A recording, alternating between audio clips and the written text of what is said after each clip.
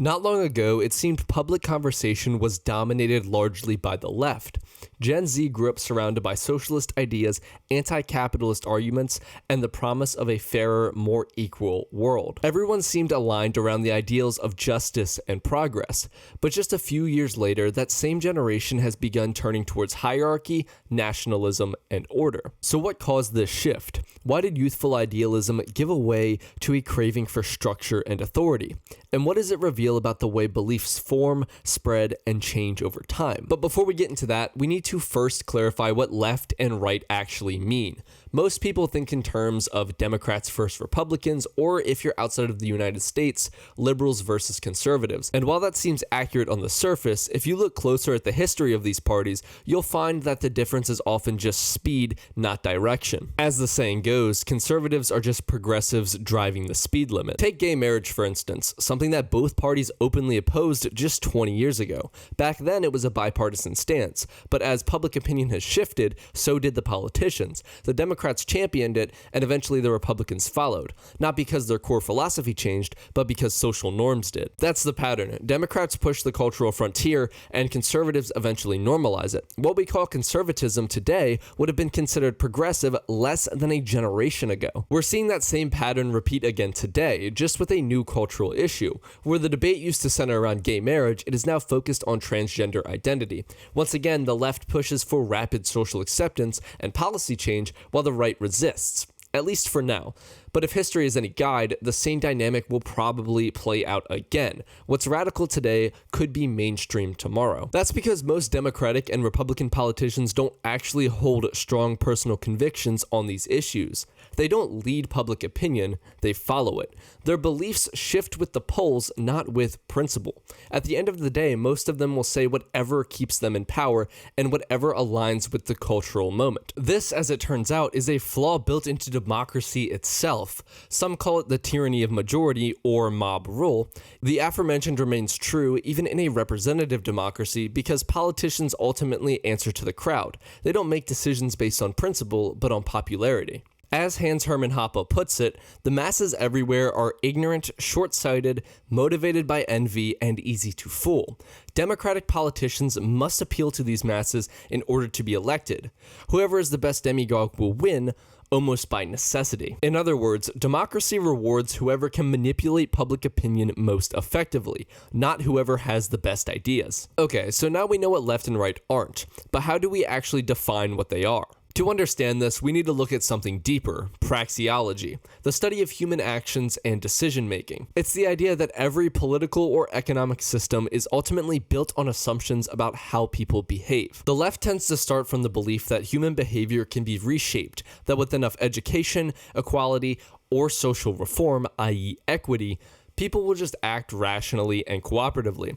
The right, by contrast, takes a more fixed view that human nature is constant, self-interested, and cannot be engineered away. It is important now to mention we are no longer talking about Democrats and Republicans, we are talking about the left and the right. So when Gen Z begins drifting from left to right, it's not just about slogans or culture wars, it's a shift in how they view human action itself. They're moving from an idealistic utopian view of people as improvable to a praxeological view that sees incentives, self-interest, and hierarchy as unavoidable parts of reality. So now we understand what is happening, but the real question is, why is this happening? Why is Gen Z, a generation raised on progressive ideals and groomed by left-wing institutions, suddenly drifting towards the far right? The simplest answer is disillusionment. Many young people grew up believing that activism, awareness, and empathy could fix society's problems, but as they entered adulthood, they ran headfirst into the unyielding realities of economics,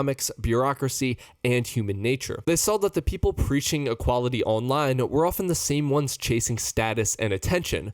They watched their institutions, from universities to the media, become more ideological than competent. They realized that change wasn't always about progress, that sometimes it was just chaos wrapped in fake moral language. They realized that people often cared more about appearing virtuous than actually being virtuous. When idealism meets reality, cynicism follows. We saw this with Gen Z's so-called doomers. However, the thing about cynicism is it doesn't stay neutral. It looks for structure and meaning, for a framework to explain why things are broken and how we can fix them. This is where the right, especially the online right, steps in. It offers an explanation that feels brutally honest, that human nature is flawed, that hierarchies are inevitable, and that equality as an end goal is both impossible and destructive. While this shift might seem like a good thing, and in many ways it is, it also carries a danger. Without the libertarian right offering a coherent principled framework, many of these disillusioned youth will turn inevitably towards the side of the authoritarian right, and that path is no better than socialism.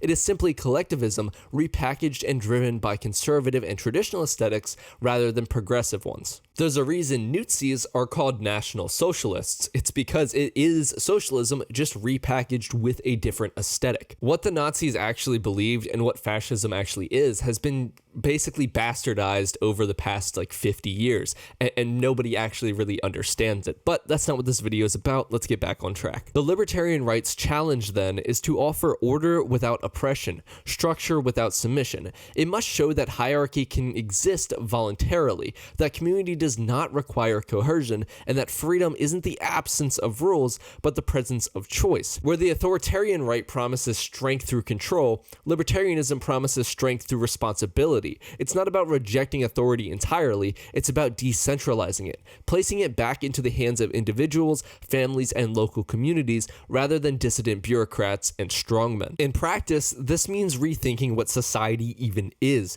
The future doesn't have to be defined by massive centralized states. Instead, it could look more like a network of micronations, private cities, or voluntary covenants. Small, self-governing communities built around shared values and mutual consent. These wouldn't be anarchistic wastelands or isolationist compounds, but organic societies where people choose the rules that they live under. Think of it like a marketplace for governance. If you don't like the culture, taxes, or regulations of one city or covenant, you're free to leave and join another that aligns with your values. Over time, competition between these voluntary communities would push them towards efficiency, stability, and respect for individual liberty, just as market competition does with goods and services. We already see shades of this in the real world. Luxembourg, for example, functions as a kind of micronation within the European framework, small, autonomous, and highly efficient, leveraging its sovereignty to attract investment and innovation while maintaining its own cultural identity. The Vatican represents another model, a micronation founded entirely on a shared philosophical and spiritual framework. It's proof that a community of shared beliefs can sustain sovereignty and stability without being large, militarized, or economically dominant. Now imagine hundreds of variations of that.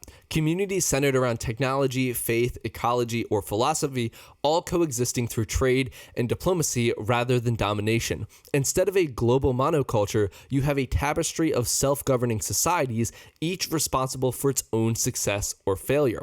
That's the essence of the libertarian vision, a world where people associate by choice, not by force. For Gen Z, this model could be particularly appealing. They grew up in a hyper-networked world where individuality and customization are the norm, where you can curate your identity, your information, your social circles. It only makes sense that they'd eventually want to curate their political and social environments too. Private cities and covenants would allow for exactly that, the ability to live according to your principles without having to impose them on millions of unwilling strangers. That is how the libertarian right can catch those drifting away from the authoritarian temptation, by offering a form of order that is organic, flexible, and voluntary.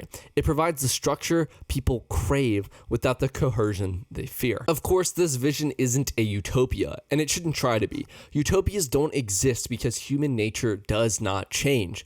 No matter how advanced the system, people will still be flawed, selfish, and imperfect.